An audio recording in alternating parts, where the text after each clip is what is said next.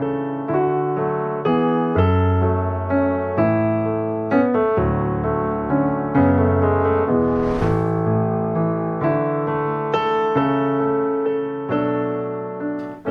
irmãos, a paz do Senhor, tudo bem com vocês? Desejo que a bênção do Senhor esteja sobre a sua vida e de toda a sua família. Eu sou o presbítero Josué Batista e você está conosco no canal Bereano Pentecostal, um canal voltado para o estudo da Palavra de Deus e para o desenvolvimento da vida cristã. Aqui você encontra conteúdos para a sua edificação espiritual.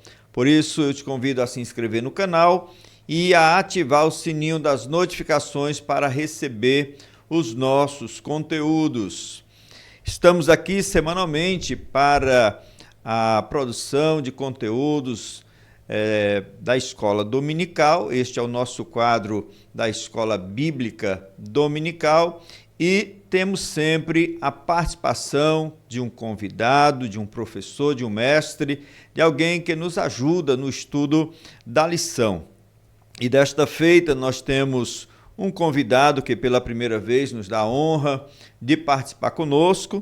Trata-se do pastor Miqueias Freire. Ele vai já se apresentar para vocês, mas vou aqui dizer algo rapidamente a respeito para que logo em seguida ele possa se apresentar.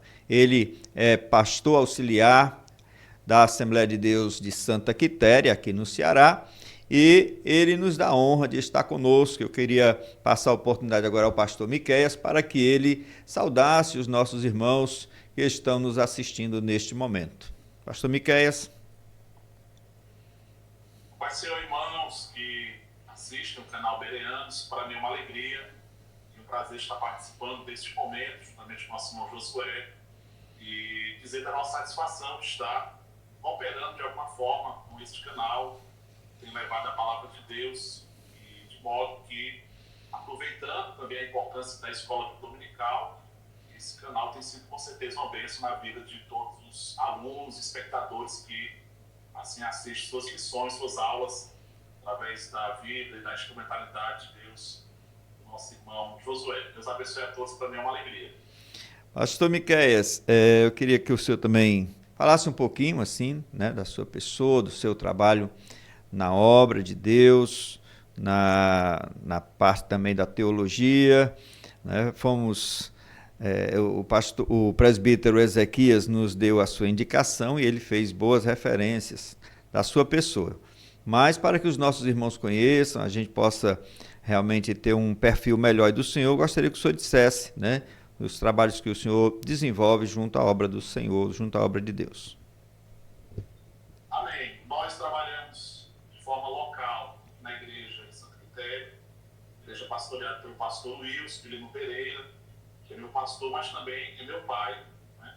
E operamos aqui com a igreja, na vice-presidência do campo, e trabalhamos em várias frentes na igreja local. E também a nível fora aqui da cidade, nós ministramos a palavra no estado do Ceará já há mais de 20 anos, e fora dele, em outros estados também, em congressos, eventos, conferências, né? E Deus tem nos dado esse ministério já há um bom tempo, e tem sido realmente importante, né, estarmos cooperando com a igreja, sobretudo no nosso estado, alguns estados do Nordeste, e na área do ensino já há alguns anos, né, nós cooperamos com alguns institutos, com algumas escolas de teologia. Tive a oportunidade de me formar de forma interna, né, no Instituto Bíblico da Assembleia de Deus em Pindamonhangaba, São Paulo. Ali morei mais de 3 anos no internato, ainda na época era internato, né? Tivemos essa bênção de morar ali e se formar, e depois fiz outras progressões na área do ensino, né?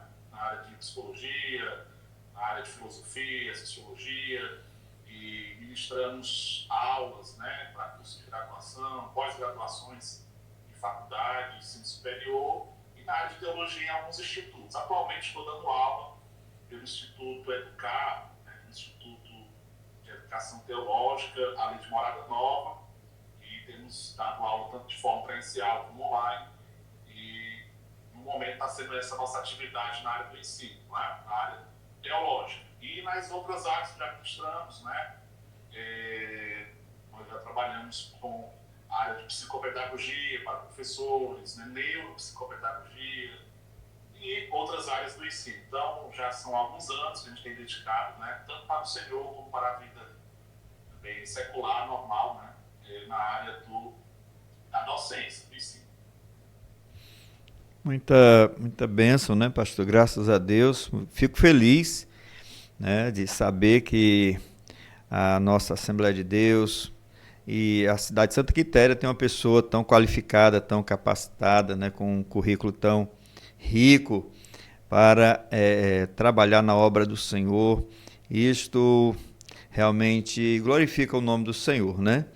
E mostra que quando a gente criou esse canal, o Bereano, né, o nosso desejo era realmente assim mostrar que nós pentecostais também temos prazer no estudo, né, na leitura, certo? Não somos aquelas pessoas como muitos por aí imaginam, né? Pessoas sem conhecimento, sem base bíblica, sem base teológica. E o Senhor vem a comprovar isso. Muito bem. Quem sabe a gente terá aqui outras oportunidades, se o senhor pudesse disponibilizar. Pronto. Eu quero agradecer mais uma vez a sua disposição e vamos aqui ao estudo, né, da nossa lição. Hoje a lição de número 7. Estamos estudando as lições do segundo trimestre do ano de 2025 com a temática E o Verbo se fez carne, Jesus sob o olhar do apóstolo do amor. A lição de número 7 traz como título Eu sou a ressurreição e a vida.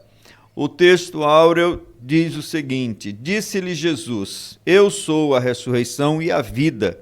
Quem crê em mim, ainda que esteja morto, viverá. João 11:25. A verdade prática: o Senhor Jesus Cristo é a ressurreição e a vida. E por essa razão, temos a garantia de que um dia teremos um corpo glorioso como o dele. A leitura bíblica em classe encontra-se no Evangelho de João, capítulo 11, versículos 14, 15, 17 até o 21 e depois 23 ao 27. Os objetivos da nossa lição são os seguintes. Primeiro, identificar o propósito de Jesus no milagre da ressurreição de Lázaro, evidenciando a glória de Deus. O segundo, analisar de que forma o diálogo entre Jesus e Marta reforçou e solidificou a fé da irmã de Maria. E o terceiro, apresentar a doutrina bíblica da ressurreição do corpo, evidenciando a sua importância para a esperança cristã na vida eterna. A introdução, gente, nós vamos agora começar aqui o estudo propriamente dito, né? E nesta primeira parte aqui, que é a introdução, gostaria de perguntar ao nosso pastor, professor Miqueias, o seguinte, né? O que iremos estudar nesta semana, certo? E que aspectos importantes o encontro de Jesus com Marta e Maria em Betânia revela para a nossa vida espiritual. Ou seja, eu quero que o senhor traga assim um resumo, uma panorâmica, né, do que vamos aprender e já dando um pouquinho aí de comentários, subsídios para o nosso entendimento do estudo. Pronto, então, nesta lição 7, né, vai ser abordado uns textos muito importantes do Evangelho de João, que narra a ressurreição de Lázaro, né, e esse diálogo de Jesus, né, com Marta, Maria e todo aquele contexto, né, que se encontrava ali a situação em Betânia, né. Então, muitas coisas revelam esse texto, certo? Eu queria destacar pelo menos 4 aspectos muito importantes, né, de forma teológica e bíblica, que o texto de João 11 ele pode estar destacando, certo? Então, o primeiro aspecto que eu destacaria, né, nesse diálogo de Jesus e as irmãs de Lázaro, nessa expectativa da ressurreição, né, de seu irmão, é que o texto de João, capítulo 11, ele, na verdade, cumpre os propósitos principais do próprio Evangelho de João, né? Nós sabemos que cada evangelho é escrito para um público específico e cada evangelista, né, quando escreve o evangelho, ele está, de algum modo, trazendo uma faceta do ministério de Jesus e, principalmente, um propósito distinto um do outro. Né? Mateus, por exemplo, escreve aos judeus, né, e quer mostrar Jesus como rei. Marcos escreve aos romanos, mostrando Jesus como servo. Lucas mostra mais a humanidade de Jesus, escrevendo aos gregos, não é? E João, ele tem um propósito muito específico de mostrar a divindade de Jesus, não é? A gente visto que o seu evangelho é um evangelho mais universal e é lido também, não é, pelos gentios de modo mais geral, não é? Lá em João capítulo 20 e o versículo 31, né, que nós entendemos que seja a chave hermenêutica de todo o evangelho de João, João 20, 31, que diz o seguinte: mas estes foram escritos para que creais que Jesus é o Cristo, Filho de Deus, e para que crendo tenhais vida em seu nome. Né? Então, João 20, 31 é a chave hermenêutica, ou seja, é dele que nós entendemos a hermenêutica do texto de João. Né? E já mostra assim também o propósito do Evangelho, né? Para que, através dos relatos de João, os leitores viessem a reconhecer que Jesus é o Cristo e Filho de Deus, e crendo assim tivesse vida em seu nome. Né? E é interessante que João capítulo 11, que é essa narrativa a respeito da ressurreição de Lázaro, ela combina exatamente dentro do propósito do livro geral de João. Né? Porque quando Jesus vai dizer, né, no versículo de número 4, ele vai dizer: esta enfermidade não é para a morte, mas para a glória de Deus, para que o Filho de Deus seja glorificado por ela. Então Jesus está colocando aqui, logo de pronto, no início do texto de João 11, que a enfermidade era para exaltar a Jesus como Filho de Deus, para que o Filho de Deus fosse glorificado ali entre os judeus. Então, o texto de João 11 combina exatamente uma visão geral de todo o Evangelho com o propósito de João, que é descrever exatamente a respeito da divindade de Jesus. Né? O segundo aspecto que eu quero destacar sobre João capítulo 11, né, é que o texto vai exatamente mostrar Jesus indo da realidade natural, da humanidade dele, para a realidade sobrenatural da sua divindade. Né? A gente visto que João capítulo 11, logo no início, capítulo 11, versículo 2, versículo 3, né, vai exatamente falar sobre esse ambiente que era a casa de Lázaro, com as suas irmãs Marta e Maria, era um ambiente extremamente pessoal, íntimo, né, relacional de Jesus. Né? Por exemplo, versículo 2 vai dizer que Maria, que era irmã de Lázaro, era aquela que havia ungido os pés do Senhor. Né? Versículo 3 vai dizer que quando chamam Jesus para a casa de Lázaro, eles recordam Lázaro, aquele a quem tu amas. Né? Então isso já demonstra ali um aspecto da vida comum de Jesus com aquela família. Não é? Vários textos na Bíblia mostram que Jesus tinha um relacionamento já antes com Lázaro, Marta e Maria. Então isso fala realmente da humanidade de Jesus. Não é um ambiente que ele já conhecia de uma casa propriamente dita de amigos para ele, certo? Agora, desse relacionamento comum de Jesus, né, que era parte da sua humanidade, Jesus era um homem relacionável, né? A personalidade de Jesus era uma personalidade de um homem comum da região daquele momento, né? Ele tinha seus amigos, as suas preferências, né? Porque ele era homem também, né? Mas aí o texto vai também passar para a sua realidade divina, né? É tanto que o tema da lição é exatamente: eu sou a ressurreição e a vida, né? E esse eu sou já destaca exatamente essa realidade do sobrenatural da sua divindade. Né? Lembramos que, por exemplo, a palavra eu sou, ela já é uma referência a um dos nomes da divindade no Antigo Testamento. Né? Nas primeiras vezes que nós entendemos o nome de Deus no Antigo Testamento, lá em Êxodo, capítulo 3, quando Moisés está indo para o Egito, pergunta a ele: Senhor, quando o faraó perguntar que Deus me enviou, Êxodo 3,14, o Senhor se apresenta como eu sou, ou eu sou que sou. Né? É dessa expressão que vai sair o famoso tetragrama sagrado, ou o nome sagrado de Deus, que era o tetragrama, as 4 consoantes que formavam o nome de Deus lá na Antiga Aliança, né? Que era o nome pronunciado, o nome santo do Senhor, que os judeus lá na frente, né, com medo de pronunciar esse nome, vai substituir pelo nome Adonai, que significa Senhor. Né? Então, quando Jesus diz dizer eu sou a ressurreição, a vida, logicamente a gente está fazendo aqui uma referência a essa palavra, a essa expressão eu sou, ao nome divino de Deus. E essa expressão eu sou, ela denota exatamente o sobrenatural, a autoridade divina, né?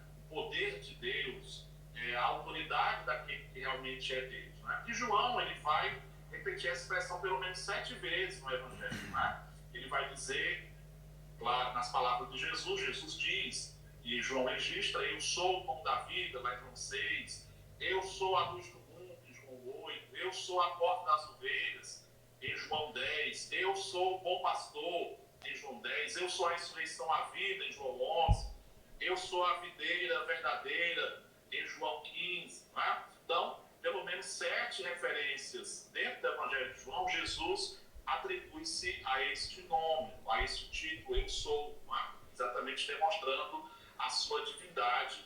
E, como eu disse, é uma expressão que vem do Antigo Testamento que mostra realmente o poder e a autoridade de Deus, certo? Então, o texto de João passa por essas 2 perspectivas, não é? Ele está numa casa familiar de amigos que demonstravam a sua humanidade, a sua preterência pessoal, mas ao mesmo tempo ele está mostrando a sua divindade, porque ele não é apenas um homem, não é? João claramente quer defender que ele é Deus, não é?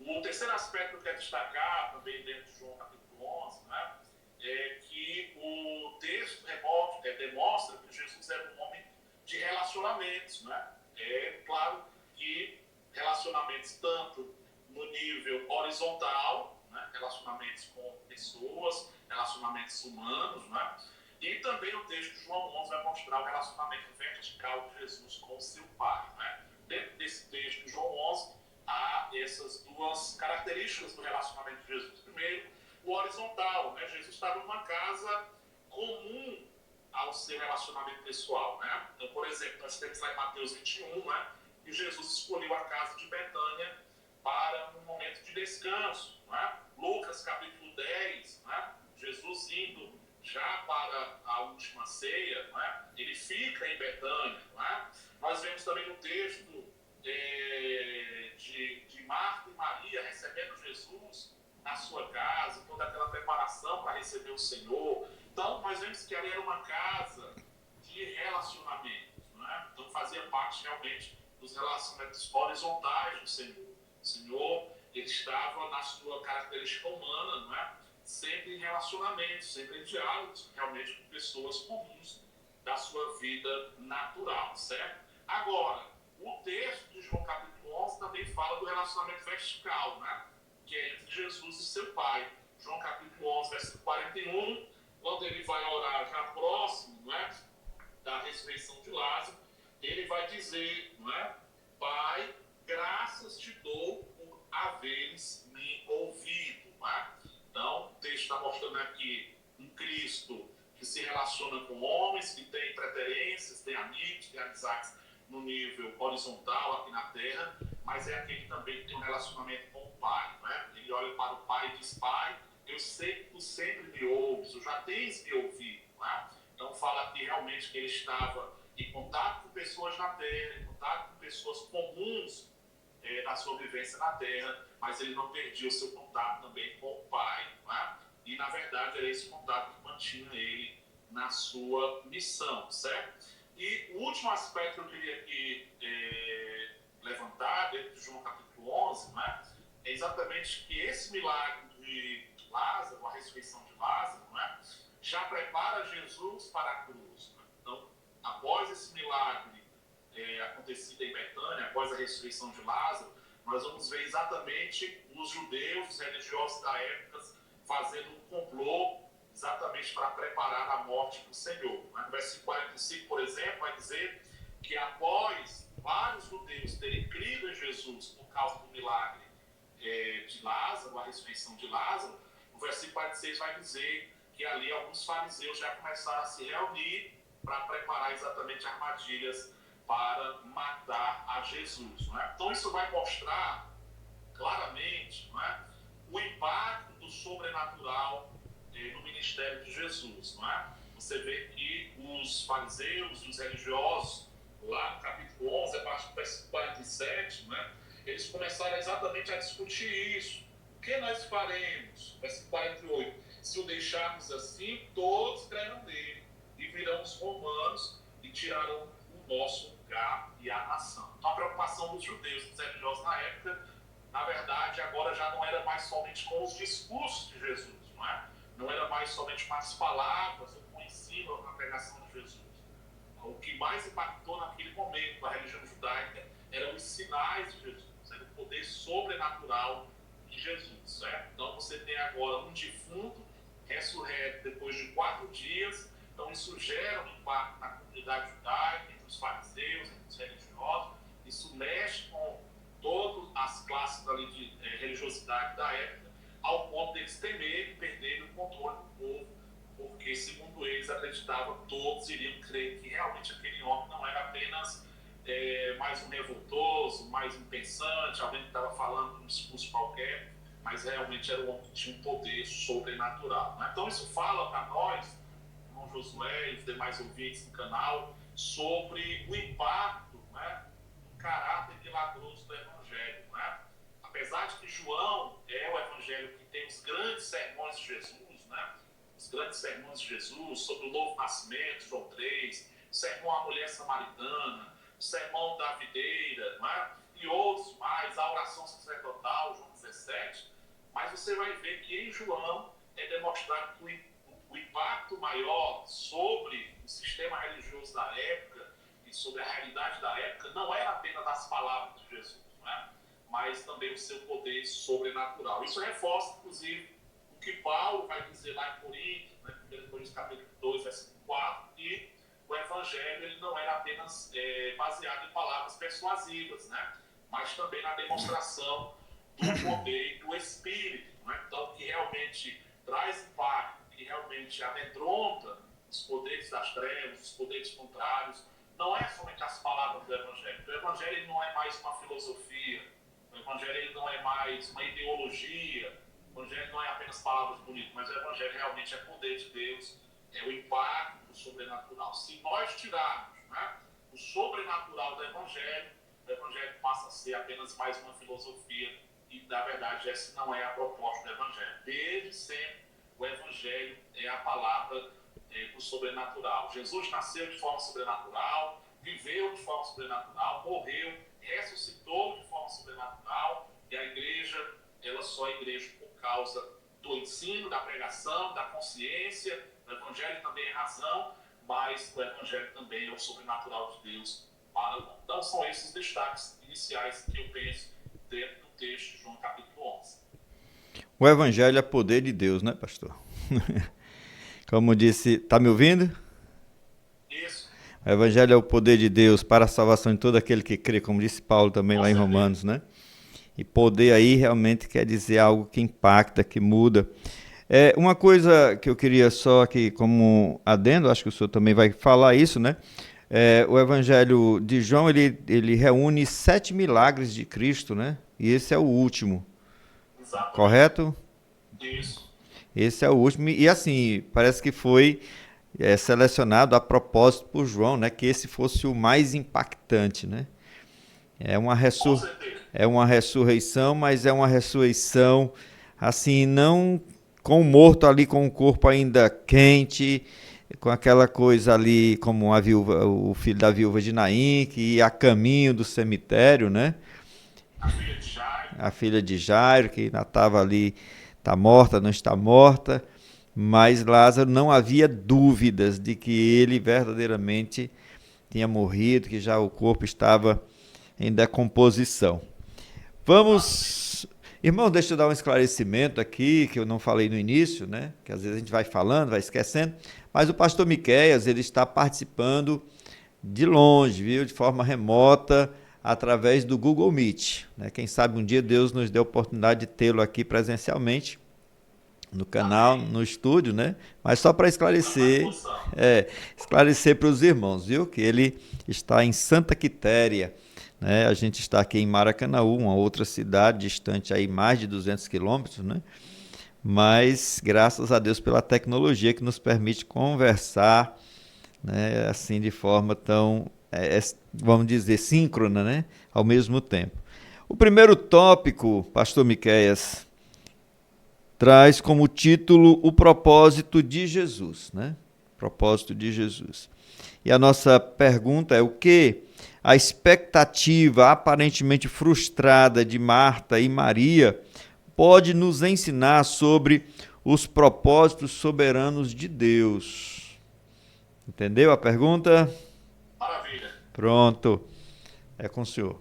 Então, nós temos realmente, né, essa frustração na fala, né, das irmãs clássicas, exatamente talvez por a expectativa da proximidade de Jesus com da amizade dele com a família, ele realmente respondesse de pronto ao convite, quanto o irmão dela ainda estava doente. Né? Então, o que nós vemos aqui, e eu vejo muito sobre a frustração, a fala de Marta e Maria, né? Exatamente demonstra, né, a nossa diferença do divino. Né? O que é que nos separa do divino? Como homens, o que é que nos difere de Deus? Né? E é exatamente uma questão muito simples que nós vemos, né? Que Deus ele não está realmente preso ao tempo e ao espaço. Os propósitos dele realmente caminham sobre outras dimensões da nossa. Não é? O próprio Jeremias vai dizer que os caminhos dele são mais altos que os nossos, os pensamentos dele realmente são mais altos do que o nosso. Não é? Então, Marta e Maria estavam presas dentro da limitação de que todos nós estamos. Não é? Dentro dessas duas realidades, que é a questão do tempo e do espaço. Agora, Deus não. Deus está fora do tempo. Ele também não está preso ao espaço, à geografia, às circunstâncias temporais da nossa realidade. Né? Então, o cálculo realmente de Maria, de Marta, é um cálculo realmente humano. Né? Por quê?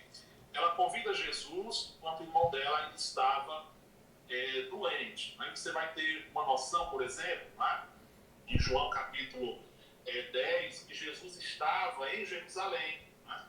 E após a festa da dedicação, diz que ele vai para a região do outro lado do Jordão.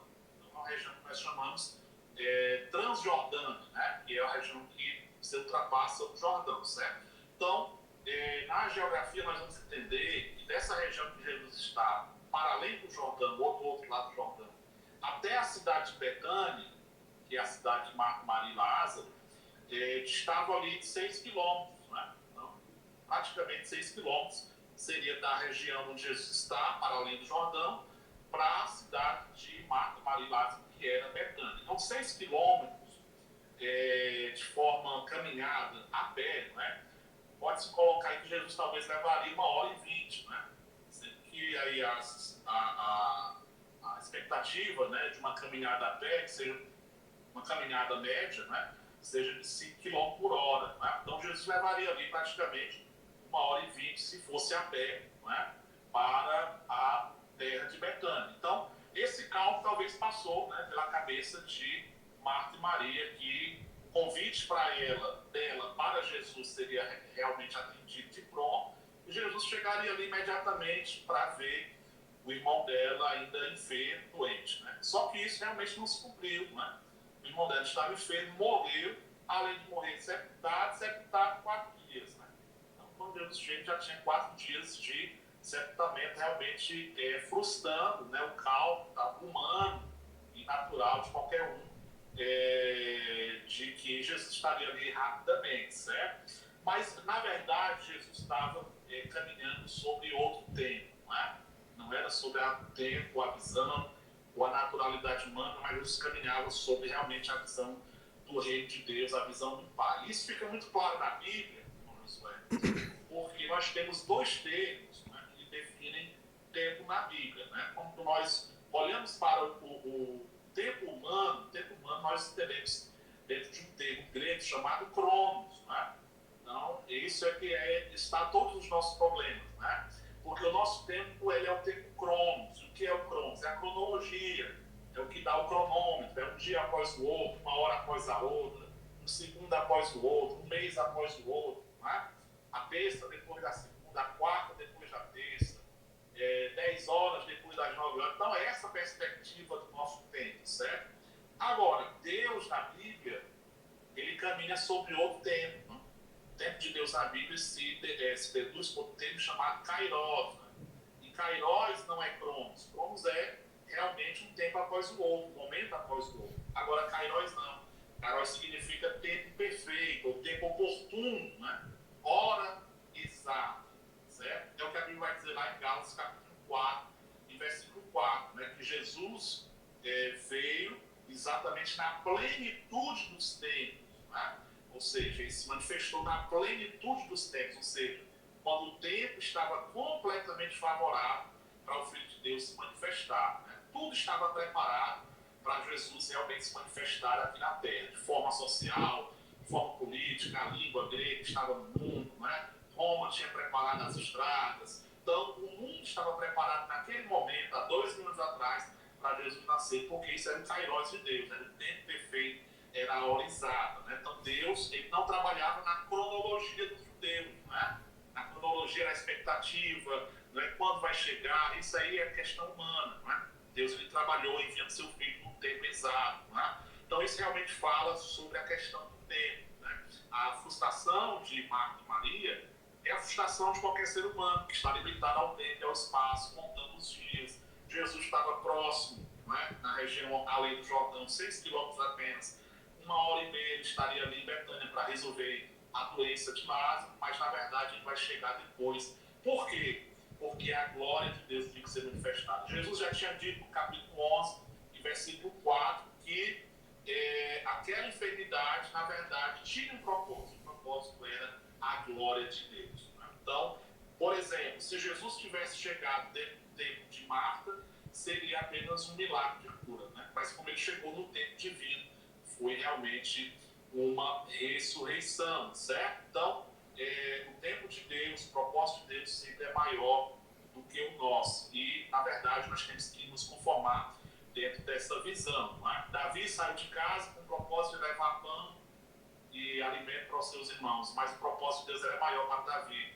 Ele queria que ele fosse o guerreiro de Israel naquele dia. A mulher samaritana saiu de casa com o propósito de tirar a água do poço de Jacó, mas o propósito de Deus é que naquele dia ela bebesse da água da vida. Né? Então, sempre o propósito de Deus está para além do nosso, e ele trabalha sobre outras perspectivas. Né? E outra coisa interessante também é a proximidade de Betânia de Jerusalém. Né?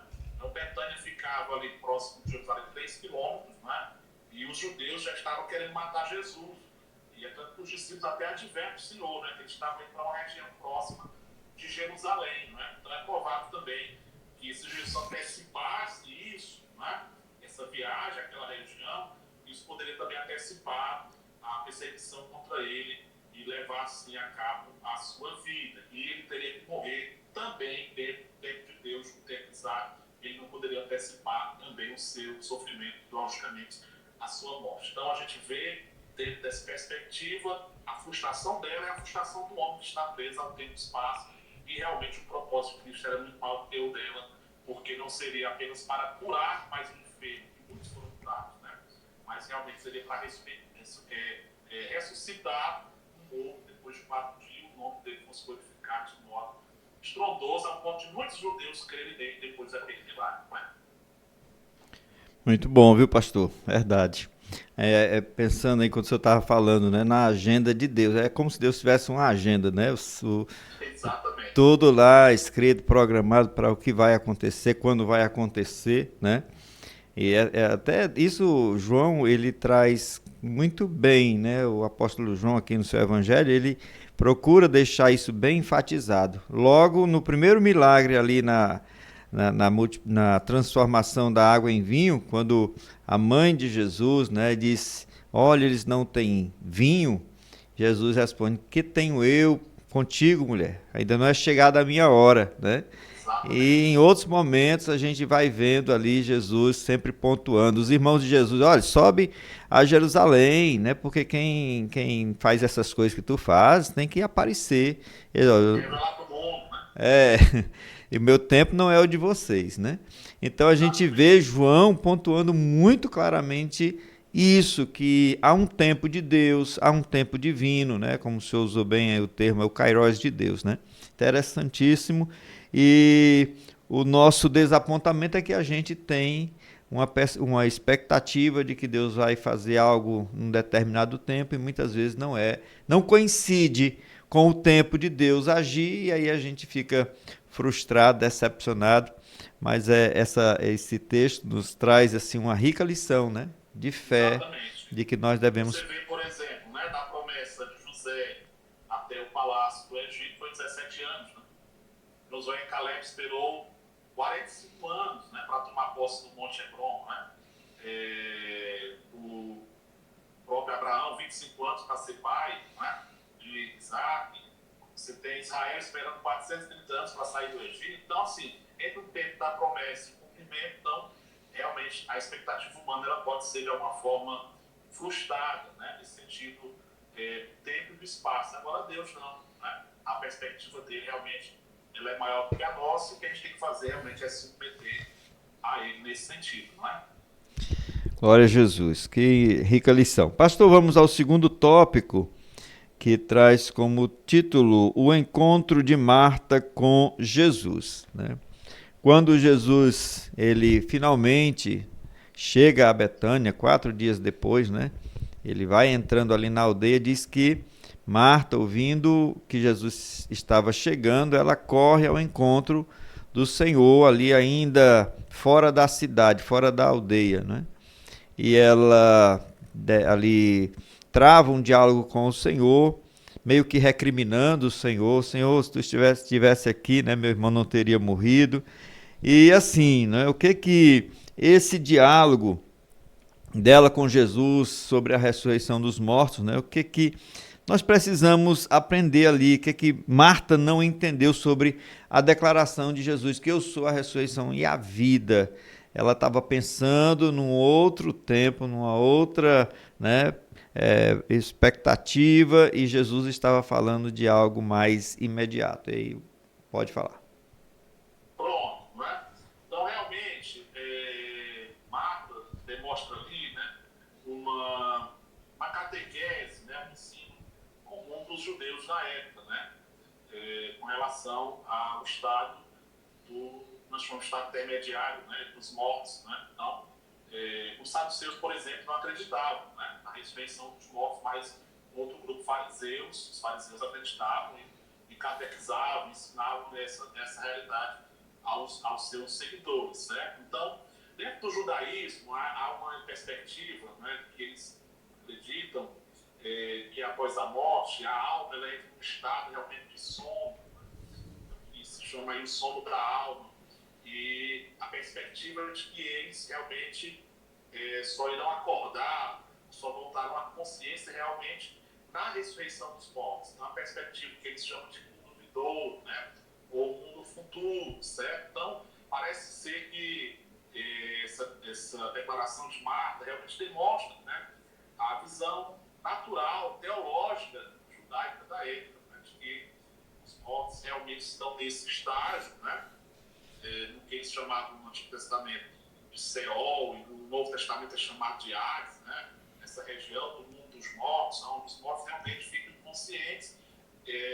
Inclusive, essa palavra sono aparece algumas vezes em João capítulo 11, e demonstra, na realidade, uma visão teológica dos judeus da época, né, de que os judeus acreditavam realmente que os mortos morrem e eles entram num estado de sono, e esse sono realmente é um estado onde os mortos estão inconscientes com relação à sua realidade, mas só irão ressuscitar, acordar no mundo vindouro, certo?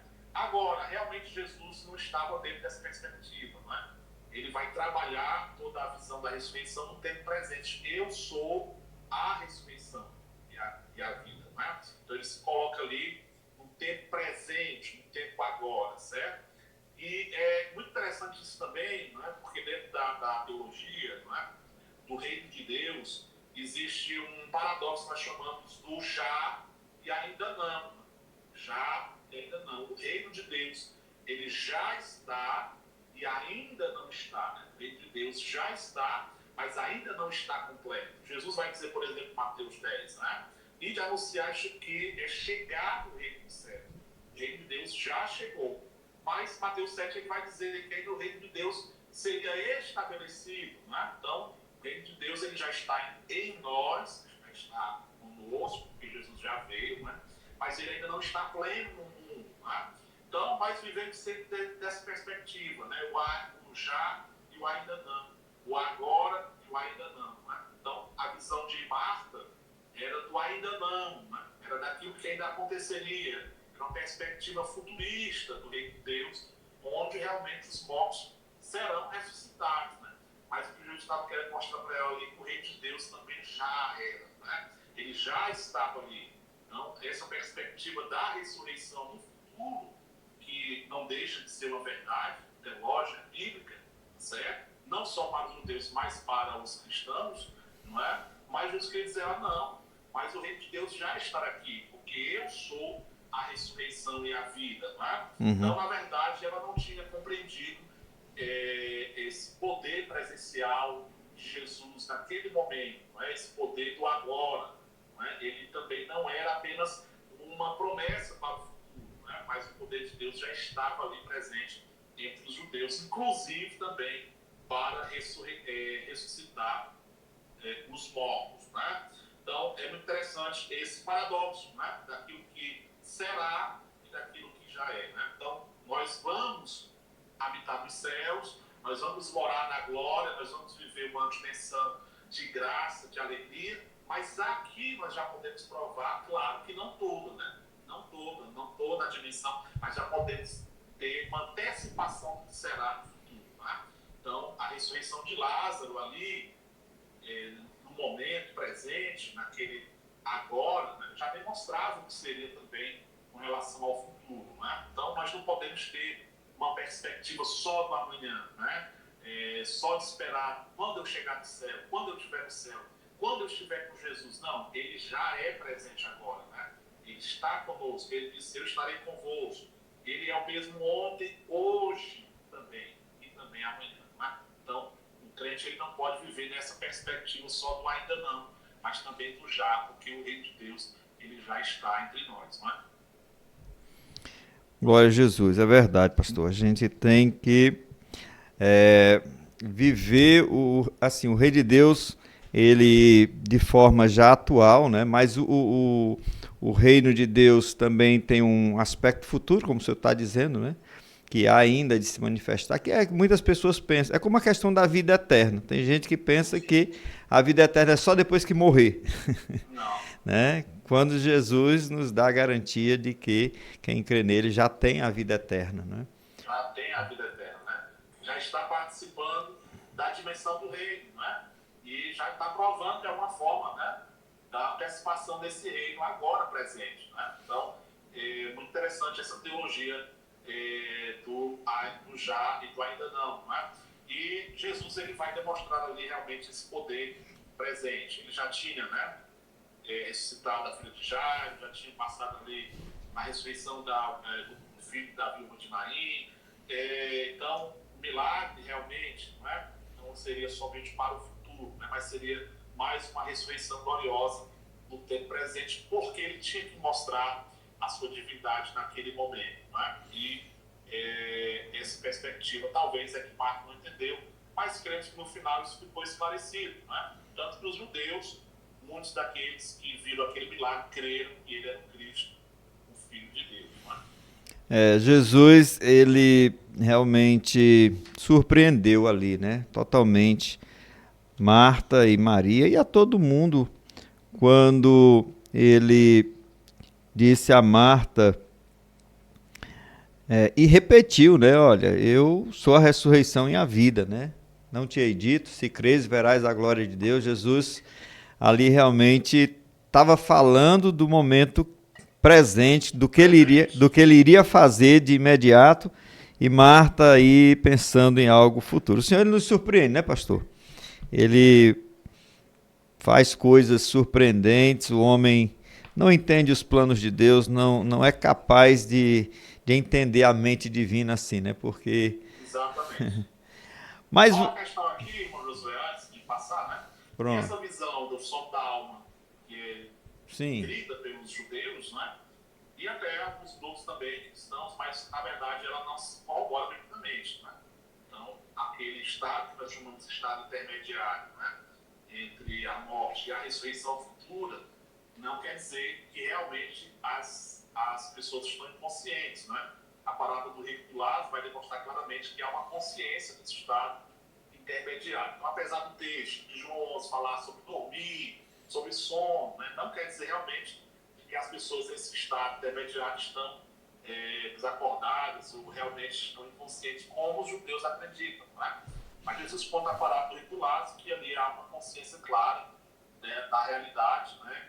E isso demonstra que nós cristãos acreditamos, que aqueles que morrem hoje, eles já estão plenamente conscientes, tanto do passado como também da sua realidade atual. Né? Não só esse adendo aqui, Pronto. eu falei da visão judaica, né, do Seol ou do Hades, né, onde eles estão nesse estado do som da alma, que provavelmente seja essa a visão que Marta tinha naquele momento, né, que o seu irmão iria ainda ressuscitar.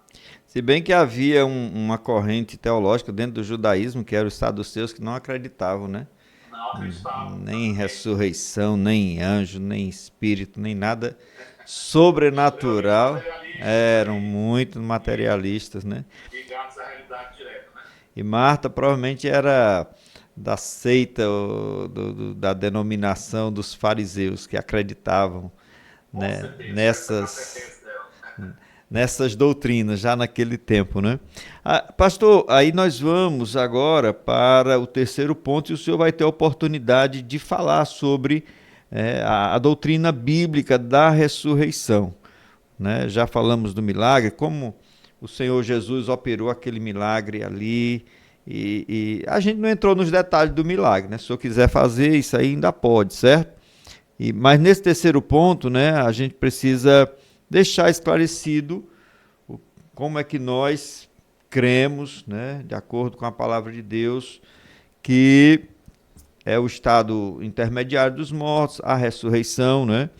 E o senhor poderia, nesse ponto, que é o terceiro, a doutrina bíblica da ressurreição do corpo, né, como podemos compreender biblicamente a doutrina da ressurreição dos mortos e qual a importância dela para os cristãos, porque é uma doutrina fundamental, né? Se não, se a nossa esperança se resume só a esta vida, né? Se a nossa esperança em Cristo se resume só a esta vida, diz Paulo, somos os mais miseráveis de todos os homens. Então há uma expectativa de uma, né, uma ressurreição dos mortos, tanto para a condenação quanto para a glorificação. Isso pode trazer. E só uma coisa que eu queria que o senhor também esclarecesse, né? O senhor falou aí da parábola do rico e do Lázaro, explicar que esse Lázaro não é o mesmo da história aqui que nós estamos. Ah, certeza, certeza, né? Então, muito bem. Então, com relação à ressurreição dos mortos, né? Inclusive também do corpo, certo? Então, você tem, só antes de falar sobre isso, né, uma visão muito negativa feita com relação ao corpo, né? Logo muito próximo ao período de Jesus, logo no início da igreja primitiva, né? Baseado ali no gnosticismo e outras filosofias da época, viu a questão do corpo de forma muito negativa. Talvez influenciado, né, pela filosofia platônica, de Platão, né, que o corpo ou a matéria não presta realmente, ela é descartável. Platão dizia que o corpo é apenas a prisão da alma, né? E realmente o corpo ele não presta, ele não serve. Então, muitos naquele período, né, primitivo da igreja até desenvolveram essa visão, né, de que o corpo realmente não valia de nada, né? Ou seria realmente descartável, seria realmente não teria serventia para o reino de Deus, né? Mas claramente a gente vê que Deus ele cria um homem, né, dentro dessa tríplice realidade, corpo, alma e espírito. Paulo vai falar que Deus deseja santificar plenamente o nosso corpo, a nossa alma, o nosso espírito. Nós temos que ter esse cuidado, inclusive, até muitos nos dias atuais, né, que veio a questão do corpo como se fosse uma parte inferior da criação de Deus, uma parte repugnante, né, da nossa tricotomia humana. Descartável, né? Descartável, né? Algo descartável que vai depois ser jogado fora e vai ficar só o espírito, né? Exatamente, né? Então nós temos que ter esse cuidado porque vai mostrar claramente que Jesus ressuscitou corporalmente, né? E o próprio João, quando escreve as suas epístolas, né, ele adverte sobre isso, que aqueles que não crescem, que Jesus esteve em carne, que Jesus esteve no corpo, né? Jesus realmente se manifestou de forma física, eles seriam anátemas, seriam anticristo, né? Ele está denunciando essa doutrina do gnosticismo, que não acreditaria, né, que Jesus realmente veio em carne. Nós até tivemos recentemente uma lição sobre isso, né? Então, o cristão tem que trabalhar essa perspectiva de que o corpo também é importante para Deus, e é tão importante para Deus, né, que dentro realmente da escatologia pessoal, dentro da visão do que vai acontecer com os justos, né, existe a consumação, que nós chamamos de glorificação, desse processo, e na glorificação os corpos justos serão ressuscitados para a glória de Deus, né? Serão ressuscitados no estado agora realmente glorioso, né? Não somente a alma e o espírito, né? Mas os corpos realmente passarão por uma ressurreição. Primeiro, os cristãos, né? Aqueles que morreram em Cristo, ressuscitarão para a glória de Deus, e após os ímpios ressuscitarão para o juízo eterno, para a condenação eterna, não é? Então, Paulo vai falar claramente sobre isso, né? Por exemplo, lá em Romanos capítulo 8, versículo 23, Paulo diz que os nossos corpos, né, juntamente com toda a criação, eles estão gemendo exatamente pela redenção, né? Paulo está falando ali que tanto a natureza como a criação estão gemendo, e Paulo diz, esperando a adoção, a saber, a redenção do nosso corpo, né? Então nós também estamos gemendo, né? Nós também estamos nessa expectativa que os nossos corpos sejam realmente redimidos, né? E dentro dessa pergunta sobre a importância da doutrina da ressurreição, não é? O que nós temos que elevar exatamente o que Paulo vai dizer lá em Coríntios capítulo 15, a partir do versículo 51, que é o texto sobre essa visão da ressurreição dos justos, quando Paulo vai dizer exatamente nesse ponto. Vou só fazer essa leitura bem rápida para a gente contextualizar. Mas Paulo vai dizer que no momento, abrir e fechar de olhos, ante a última trombeta, a trombeta solará, os mortos ressuscitarão incorruptíveis e nós seremos transformados.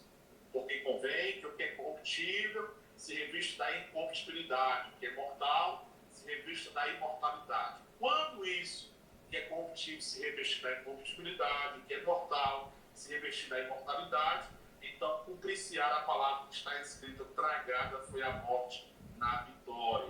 Onde está a morte do teu aguilhão? Onde está o inferno na tua vitória? O aguilhão da morte é o pecado, é força do pecado a lei, mas graças a Deus que nos dá a vitória com o nosso Senhor Jesus Cristo. Não é? Então Paulo está aqui atrelando exatamente o último inimigo, não é?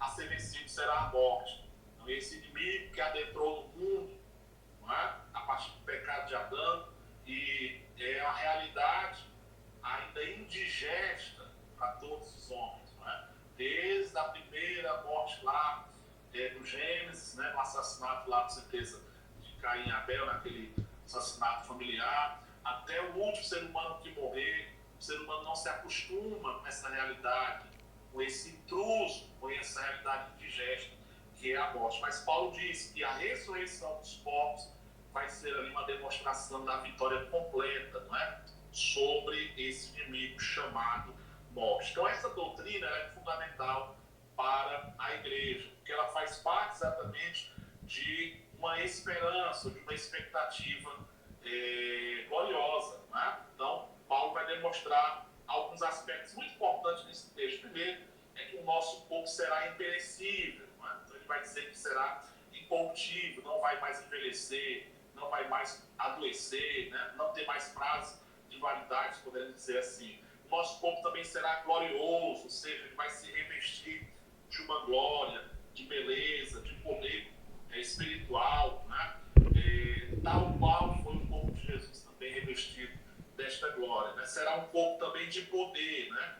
Não quer dizer que nós seremos deuses, né? Mas teremos um corpo poderoso, revestido de glória, de graça, né? De uma dimensão espiritual. Né? E por último, Paulo também será um corpo espiritual, né? Não apenas será um corpo visível, real, mas também revestido de uma espiritualidade. Quando Jesus ressuscita, inclusive, não é? O seu corpo glorificado ultrapassou ali as portas fechadas da casa dos discípulos, não é? era um corpo que realmente não tinha mais limitações. Assim, com certeza, será o corpo dos salvos, né? Quando assim forem glorificados, estiverem na realidade eterna. Então, é uma expectativa gloriosa da igreja, é o que nos faz não entrarmos em desespero diante da morte, né? É o que faz a gente ter uma expectativa realmente do que nós comentamos agora há pouco, né? Do agora e do ainda não. Né? Agora, nós já podemos provar em nós a graça, a glória de Deus, a presença do Senhor, mas ainda não provamos plenamente porque estamos no nosso corpo limitado, falível, corruptível, né? Mas chegará um tempo que será realmente um corpo glorioso e será eterno, certo? E outro ponto que o senhor falou sobre a parábola, né? Na verdade, Jesus conta ali a parábola do rico do Lázaro, né? Que na verdade vai ser apenas uma revelação realmente desse mundo, né? Desse mundo intermediário. Muitos até não acreditam que seja realmente uma parábola, tipo ilustrativa, né? Porque todas as parábolas, né? Não tem nomes de pessoas, nomes de lugares, ali é citado no relato, né? É provável que seja ali uma revelação que o senhor esteja contando sobre esse mundo intermediário, né? Como está o estado daqueles que morrem, não é? Mas, na verdade, aquele Lázaro não era o Lázaro de Betânia, ali era uma história realmente a parte que Deus estava contando, não é? É porque aquele Lázaro aí da história que a gente chama de parábola, ele era um leproso, né? Era uma pessoa, não sei nem se era leproso, mas ele era uma pessoa cheia de chagas que vivia à porta daquele rico. Agora, uma coisa que eu queria aqui acrescentar, pastor, e que o senhor pode enriquecer aí com seus comentários, primeiro, a ressurreição de Lázaro, aqui do capítulo 11, ela, de certa forma, nos traz, não completamente, mas já uma visão, assim, uma noção da ressurreição final, né? Porque alguém pode pensar assim, como é que vai ressuscitar? Se a carne já acabou, se já se decompôs tudo, tá só o osso, às vezes não tá mais nem os ossos no lugar, às vezes morreu queimado, se carbonizou tudo, né? Ou então foi devorado por algum animal no mar ou na terra, alguma coisa do tipo. E mostra que Deus ele é poderoso para reverter esse processo, né? E trazer novamente a existência do corpo físico, né? Do corpo, embora que, assim, eu queria até que o senhor comentasse das duas ressurreições. A Bíblia fala, né? Bem-aventurado aquele, né? Como é? Aquele que foi digno de ressuscitar na primeira ressurreição e depois tem uma segunda ressurreição que eu queria que o senhor falasse. Mas assim, já pegando aqui essa conexão da ressurreição de Lázaro, que estava em decomposição, né, que estava já em putrefação, e o Senhor refez, como eu poderia dizer assim, regenerou completamente aquele corpo, e ele voltou a ser um ser humano vivo, saudável, né? Perfeito novamente. E aí o que eu queria que o senhor falasse, né? Que essa ressurreição que do justo no futuro, ela é possível e a ressurreição de Lázaro mostra isso, né? E também que falasse da ressurreição dos ímpios, eles vão ressuscitar também, a semelhança dos salvos, só que com um corpo diferente, vergonhoso. Como é que é? Pronto, né? Então, realmente, essa ressurreição de Lázaro, ela de alguma forma antecipa, né? Uma antecipação, é um vislumbre realmente, com certeza, do que será a ressurreição futura, né? Porque Lázaro esteve ali 4 dias, inclusive a observação da irmã dele é que já cheirava mal, né? Então, o Senhor trouxe de volta, claro, o seu ser espiritual, a sua parte espiritual, que é a alma e o espírito, estava com certeza em outra dimensão. Né? Estava nesse mundo dos mortos, nós chamamos aí Seol, Hades, nesse local realmente intermediário. Agora que o Senhor trouxe essa alma e espírito, né? Esse seu ser espiritual de lá, mas também ressuscitou a sua dimensão material, a sua dimensão física, que é o seu corpo. Né? Então ali estava toda a tricotomia de lá, o corpo, alma e espírito de volta. Né? E realmente isso demonstra que o poder do Senhor está realmente tanto na parte espiritual, no homem, né, que nos liga a Deus, é o nosso ser interior, mas a nossa dimensão física também, ela é muito importante. E isso será uma realidade para aqueles que serão ressurretos. Né? Tanto os justos, na primeira ressurreição, né, que será a ressurreição para a glória de Deus.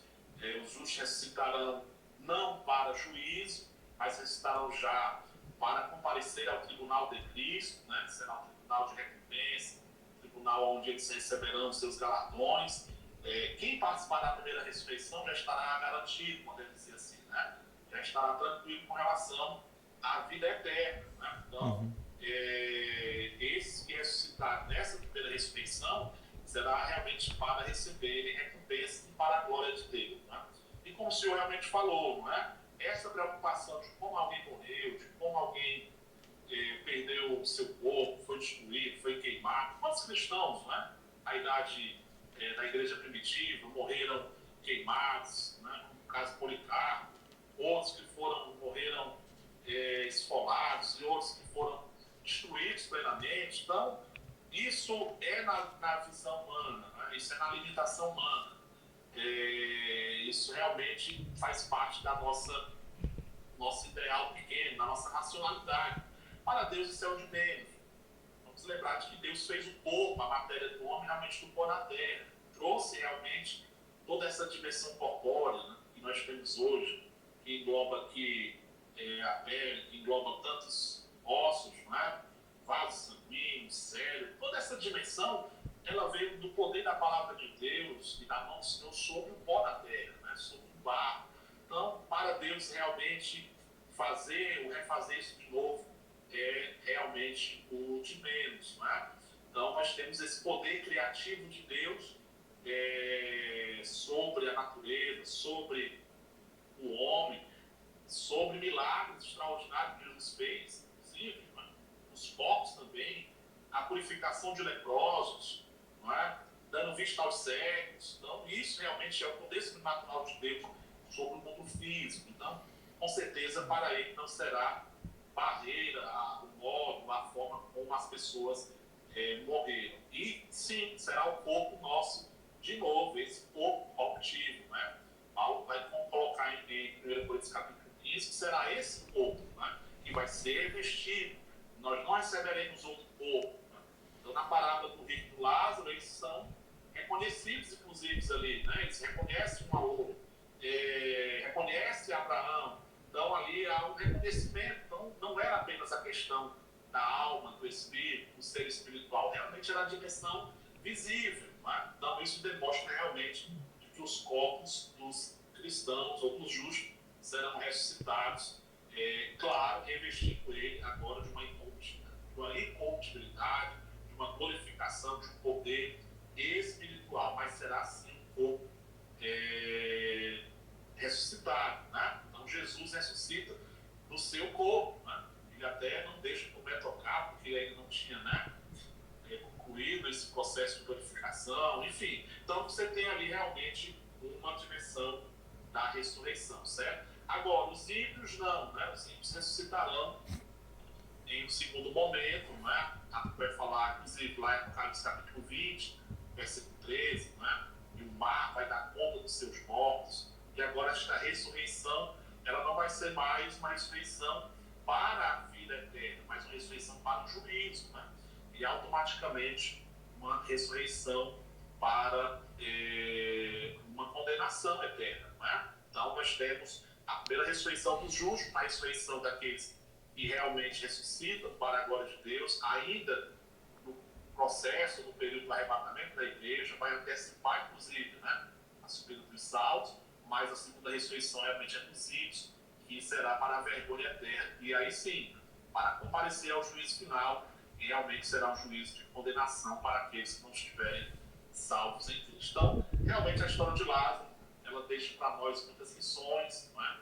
Nesse aspecto do poder de Deus, da manifestação do Senhor, e traz para nós essa expectativa. Lembrando, né, que Lázaro morreu de novo, né? Isso. mas morreu de novo e está agora nesse estado intermediário, esperando nós também para o arrebatamento da igreja, juntos nós passarmos por esse processo da glorificação. Né? É verdade, é importante dizer que a ressurreição escatológica, né, que é uma ressurreição futura, ela é diferente daquela ressurreição de Lázaro e de outros que Jesus também ressuscitou, que tornaram a morrer, tornaram a passar pelo mesmo processo doloroso, né, pastor? E, assim, uma coisa que eu queria só enfatizar, o senhor já falou muito bem, mas a gente vai ficando empolgado aqui. Então, é que a importância dessa doutrina, né? A importância dessa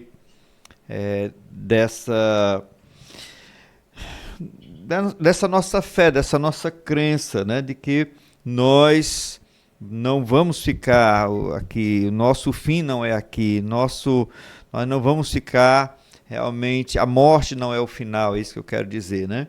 Nós temos realmente algo maior a receber, a alcançar. E Paulo ele diz aqui em 2 aos Coríntios, capítulo 5, né? Que a gente costuma muito ler esse texto durante os cultos fúnebres, é que assim, se a nossa casa terrestre deste tabernáculo se desfizer, temos de Deus um edifício, uma casa não feita por mãos, eterna nos céus. Esta é a nossa grande esperança, é de recebermos este novo corpo. Não que assim seja outro corpo, como o senhor bem disse, porque na verdade é esse corpo transformado, né? Como o de Jesus ao ressuscitar. Jesus ressuscitou com o seu próprio corpo, porque ele não foi encontrado na sepultura, aquele corpo não foi encontrado lá, mas depois ele se apresentou aos discípulos, sou eu mesmo, podem aqui, né, tocar nas minhas feridas e tal. Ele realmente, esse corpo, ele está com ele no céu, né? Ele está com esse mesmo corpo que andou aqui na terra, que peregrinou aqui, ele está com esse corpo lá no céu e nós vamos ter o privilégio, a oportunidade de vê-lo com as suas marcas, né? E nós também teremos um corpo, esse nosso corpo vai ser reconhecível, eu creio assim, vai ser reconhecível e porém, ele vai, como o senhor falou, destacou bem, não mais está sujeito à corrupção, à corruptibilidade, à mortalidade, coisas desse tipo, a doenças, né? Desse tipo. E só mais uma coisa, pastor. Então, os ímpios, eles receberão o seu corpo de volta também, correto? Sim. Mas esse corpo, ele não será semelhante ao corpo que os salvos irão receber. Exatamente, né? Exatamente. Até porque a Bíblia vai dizer que é para a vergonha eterna, né? Então,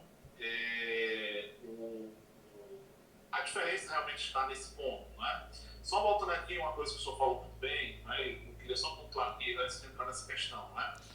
Que é a questão da expectativa do cristão, né? Uma das perguntas fundamentais, né, do ser humano, dos dilemas, né? É exatamente o que há após a morte. Né? Então, 3 perguntas básicas da vivência humana que a filosofia já fazia há tantos anos. Né? De onde viemos, o que estamos fazendo aqui e para onde estamos indo. Né? De onde viemos a nossa origem, o que estamos fazendo aqui, o nosso propósito, para o nosso propósito aqui e para onde estamos indo, para o nosso destino. Então esse foi o dilema e tem sido o dilema de muitos, e muitos têm proposto outras coisas ao longo da história para tentar resolver isso. Né? Então, somente o cristianismo ele dá a resposta para essas 3 perguntas, né? Ou esses três questionamentos humanos. Né? De onde viemos, nós já sabemos, biblicamente, viemos de Deus. Né? O que estamos fazendo aqui, qual é o nosso propósito, estamos vivendo realmente para glorificar a esse Deus. E só o cristianismo também dá uma perspectiva de futuro, de destino. Né? Para onde nós estamos indo? Nós estamos realmente retornando de onde viemos. Né? Estamos voltando para de onde nós saímos, né? Que exatamente é a dimensão de Deus ou os céus. Né? Então, o cristão ele tem muito mais sentido, a vida tem muito mais propósito dentro do cristianismo, porque ele tem, dentro da Bíblia, né, resposta para essas 3 grandes perguntas existenciais. De onde ele saiu, o que ele está fazendo aqui em terra, qual é o sentido da vida, que é a pergunta hoje, né, ainda que ressoa aí na filosofia, na psicologia, na psicanálise, nos sentidos humanistas, né? E o cristão tem uma resposta ainda muito mais ampla, para onde ele está indo, né? O que é que ele está fazendo aqui, para onde é que ele está caminhando, qual é o seu destino. Então, isso dá realmente um sentido muito grande de propósito, né? O grande homem de Deus, Billy Graham, que já dorme no Senhor, o grande evangelista, né? Antes de morrer, ele sempre dizia: um dia vocês vão ouvir que Billy Graham morreu, mas não vai ser verdade, eu só mudei de lugar, né? Só voltei para onde realmente eu vim, voltei para casa. E nós usamos muito essa expressão, né?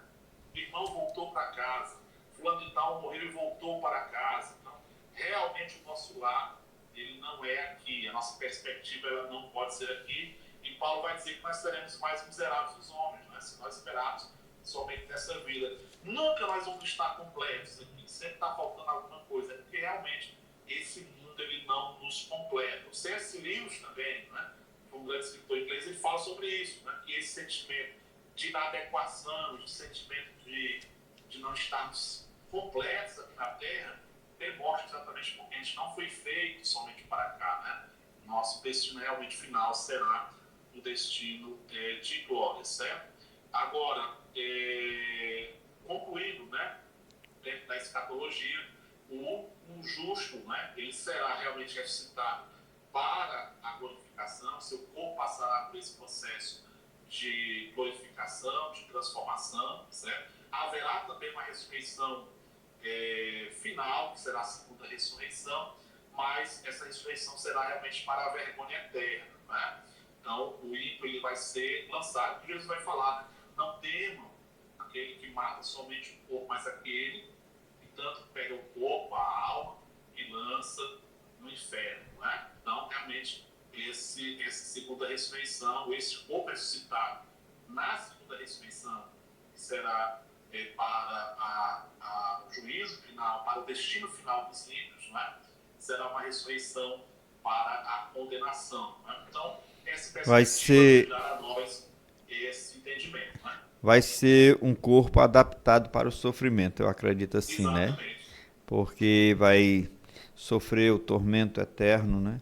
Então ele, ao contrário do corpo dos salvos, que não vai mais sofrer nenhuma dor, não vai ser passível de nenhuma enfermidade, o corpo que eles receberão será um corpo que sentirá dor, sentirá aflições, angústias, pesar, tudo isso, né, pastor? Exatamente. Jesus Triste. diz que lá o bicho nunca morre, Nunca o morre. corpo nunca cessa, né? Então, realmente, será um sofrimento eterno nesse sentido. E Jesus declara, né? Inclusive nos evangelhos, fala mais do inferno do que propriamente os céus, né? Declarando essa realidade dura, uma realidade talvez indigesta para muitos homens, né? Mas é uma realidade bíblica de que há realmente uma condenação eterna. E o sofrimento ali é declarado através das figuras do fogo, né? Do enxofre, do ranger de dentes, né? Então, literalmente, nós vemos ali um sofrimento pessoal, né? E cremos também que o outro grande sofrimento, não apenas na dimensão, se pode dizer assim, física, né? Do fogo, do enxofre, essas descrições, mas o sofrimento mental, né? A distância do ser humano de Deus, né? Eu lembro sempre de um professor meu, que é o professor João Santos, de teologia sistemática lá do IBAD, e a gente perguntou aí, pastor, qual seria a sua melhor descrição do inferno, né? E ele parou e disse: olha, só você pensar agora, imagine a sua vida agora 10 minutos sem Deus, Deus tirar a bênção dele totalmente da sua vida e você ficar sozinho na terra. Aí todo mundo, rapaz, isso aqui é uma loucura. A gente gosta nem de pensar, né? Então agora você multiplica esses 10 minutos por 1000 anos, 1 milhão de anos, 1 bilhão, 1 trilhão, né? Então o inferno não é só a questão do sofrimento físico, do fogo, do lago de fogo, do enxofre, né? Essas dimensões que a Bíblia claramente mostra, né? Mas uma das realidades maiores do inferno realmente será a separação eterna, né? Estar eternamente separado de Deus. E eu creio que será esse o bicho que não morre, né? O sofrimento mental, emocional, de saber, de claramente saber que você estará ali e como não poderá mais sair para reaver a sua vida, né? Então, é um despertamento para todos nós pensarmos sobre a realidade futura, né? Já pensou não ter mais esperança, né? É a situação difícil. Pastor, uma coisa importante, assim, eu sei que a gente está se estendendo, mas já que a gente está estudando aqui, Tranquilo? eu estou tendo a oportunidade de tê-lo aqui conosco, então eu vou perguntar, né? É sobre a questão do texto lá de Hebreus, capítulo 9, versículo 27, que aos homens está ordenado morrer uma só vez, vindo depois disso o juízo. Eu acho também é importante incluir aqui nessa nossa fala, nesse nosso estudo, né? De que não há outras, vamos dizer assim, outras soluções, ou outras saídas, né? Como algumas religiões propagam aí, de que a pessoa volta. Eles até entendem que a ressurreição seja isso, né? Uma reencarnação, um Encarnação, processo de purificação, purificação, e não é isso que a palavra de Deus ensina, né?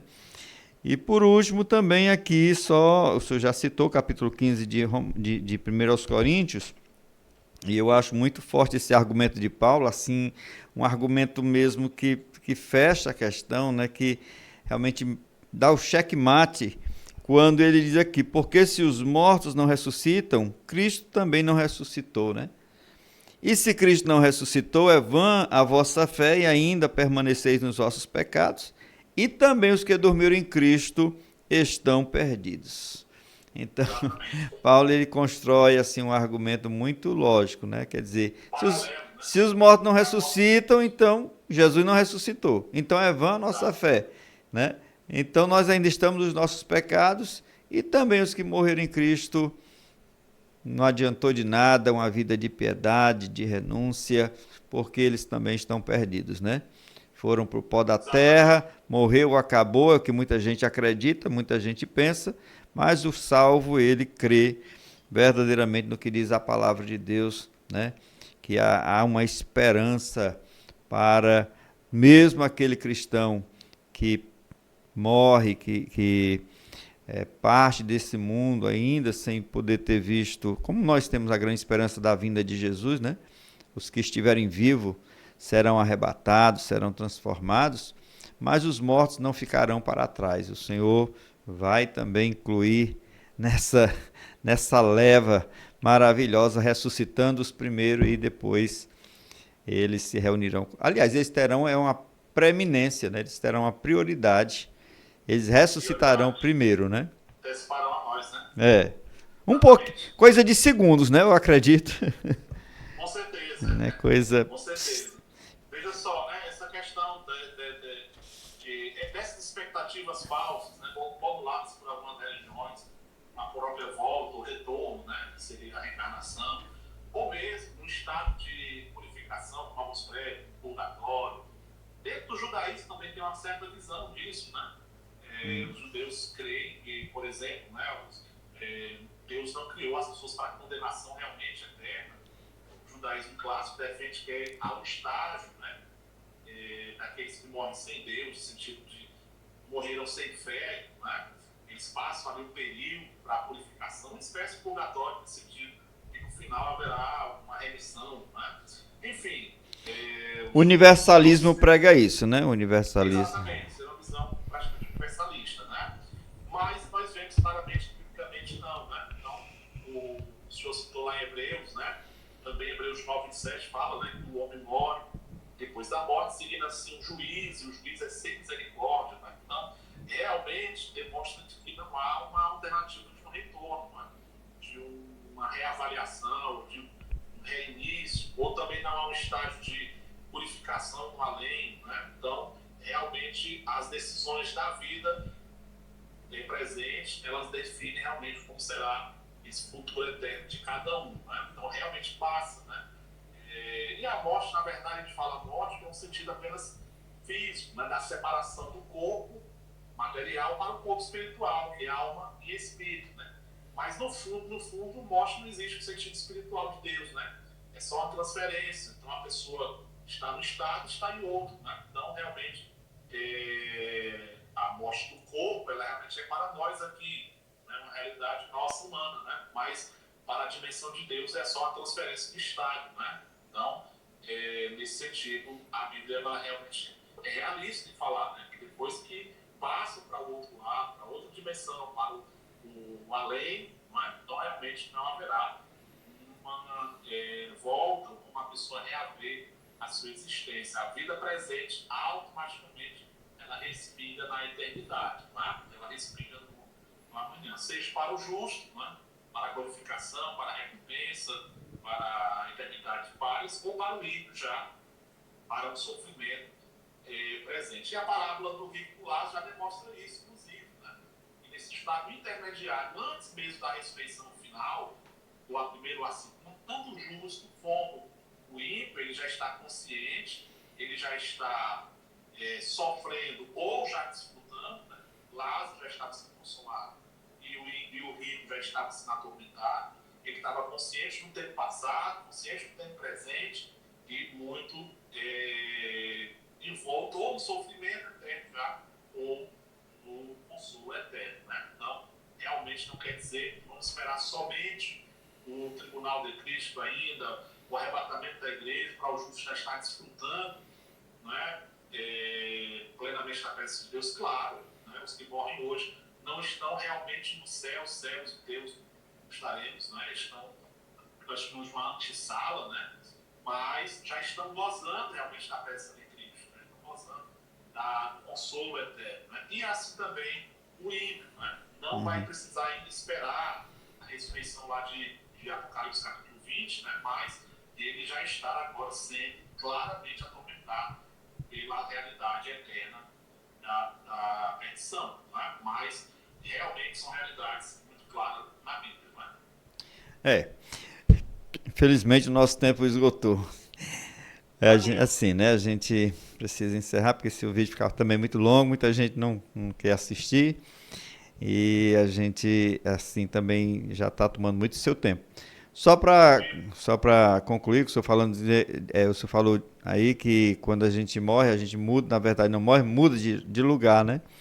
E Deus, o próprio Jesus disse que Deus não é Deus de mortos, mas Deus de vivos, né? Para Deus está vivo, Abraão está vivo, Isaac está vivo, Jacó está vivo, né? E todos os que morreram em Cristo também estão vivos com Deus. Meu pastor, eu quero lhe agradecer, assim mesmo, com muita gratidão, pelo seu tempo, pela sua disponibilidade, pela sua boa vontade, né? Eu vejo que o senhor faz com prazer, né? Não está aqui olhando para o tempo, para o relógio, está aí, né, dando o seu melhor. E eu quero, assim, dizer da minha gratidão, tá certo? Da sua disponibilidade, da sua voluntariedade de estar conosco, certamente enriquecendo aqui muito o nosso trabalho e que vai, né, os irmãos que já o conhecem vão, com certeza, desejar ver este conteúdo e os outros também vão ter oportunidade de conhecê-lo melhor, tá certo? Eu quero que o senhor faça as suas considerações finais e aí a gente possa encerrar por hoje, desta vez. Amém. Deus abençoe. Foi um prazer estar aqui com o Josué e os demais que assim acompanham esse canal, né? O canal que Deus tem abençoado, com certeza já tem alcançado muitas vidas. E fica aqui o nosso abraço a todos que acompanharam esta aula e desejando aos professores que vão estar ministrando essa aula, aos alunos que estarão na EBD. Eu sou criado dentro da escola comunitária, desde berço, né? Então amo a EBD, professor de várias salas, superintendente de EBD, enfim. Então, a escola dominical tem formado a minha vida ao longo dos anos e sou apaixonado pelo ensino e desejo que os professores e alunos da nossa escola aproveitem desse canal e utilizem ele como subsídio, como recurso para melhorar o seu trabalho na escola bíblica dominical. E ficamos aqui com esse pensamento sobre a eternidade, sobre a vida espiritual, né?